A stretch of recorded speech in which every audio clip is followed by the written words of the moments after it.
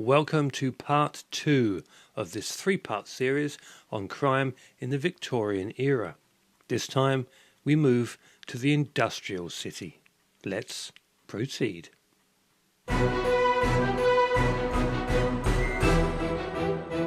Welcome to Literally Victorian with your host, Matthew Lee Hansen.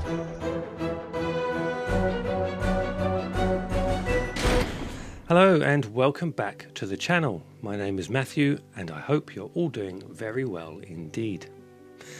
Now, last time I spoke about the introduction of policing in the Victorian era. In this second part, our attention moves to the industrial city. If the Victorian police represented order, the Victorian city represented complexity. The rapid growth of industrial cities brought opportunity to many, but it also created conditions in which crime could thrive. London, Manchester, Birmingham and Liverpool expanded at remarkable speed during the 19th century. Thousands arrived seeking employment in factories, docks and workshops. Not all of them, though, found it. Poverty, overcrowding and irregular work made life precarious for many families. Entire districts grew up quickly around factories and docks, often with little planning. Narrow streets filled with small houses, lodging rooms and crowded tenements. Sanitation was poor, employment unstable, and survival sometimes required difficult choices. Within these environments, petty crime became common. Pickpockets were perhaps the most familiar figures of the Victorian underworld. Busy markets, theatres, and railway stations provided perfect opportunities.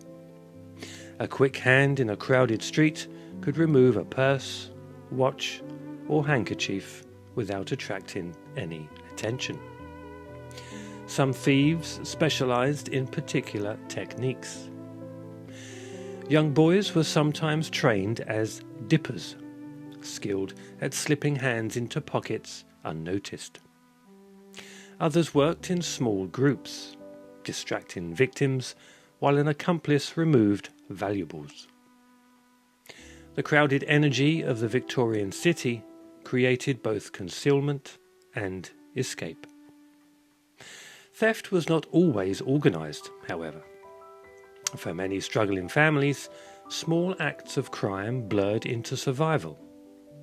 Stealing food, coal, or clothing could mean the difference between hardship and hunger. Victorian courts frequently dealt with minor offences committed by individuals living on the edge of poverty. The Victorian street also had its gangs. Groups of young men formed local loyalties around neighbourhoods, particularly in working-class districts. These gangs were not always the highly organised criminal societies imagined in later fiction, but they could dominate particular streets or markets. Rivalries sometimes led to fights, theft, and intimidation. Yet Victorian crime was not limited to the poor. Fraud, embezzlement, and financial deception also appeared in an age of expanding commerce.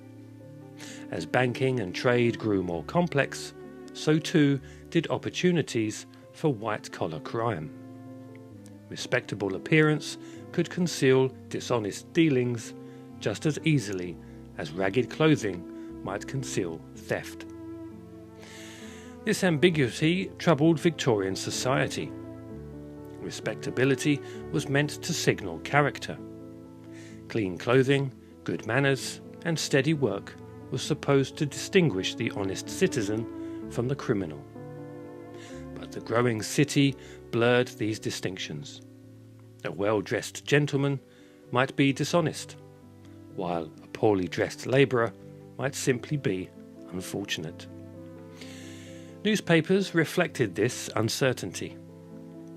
Crime reports became popular reading. stories of theft, arrest, and courtroom drama appeared regularly in print, satisfying public curiosity about the darker side of urban life. Readers followed criminal cases almost like serial stories, learning the names of offenders and the details of their actions. The city became both stage and audience for crime. For many Victorians, the existence of crime in such proximity created a sense of unease. The crowded streets that symbolised progress also contained unpredictability. Strangers moved constantly through public spaces. One could not always know who stood beside them in the market or on the omnibus. Yet it would be mistaken to imagine Victorian cities as entirely lawless. The majority of people worked honestly and struggled to maintain respectable lives. Crime was visible, partly because the press reported it so frequently, and because the rapidly expanding urban environment made it feel close at hand. The Victorian city, therefore, existed in tension. It was a place of opportunity and industry, but also of vulnerability. The same streets that carried commerce and ambition could also carry risk. And it was within this environment, crowded, anxious, and fascinated by its own shadows, that some crimes captured the imagination of the entire nation. Thank you very much for watching, and thank you to everyone who got me to 100 subscribers. It's a great achievement for me. Speaking of achievements, last time I mentioned that a book accompanying the channel would be released in April. Well, I now have a date of April the 10th, and it is available to pre-order now if you so wish to do so on Amazon in ebook and hardback formats. So until next time, when we do part 3, bye for now.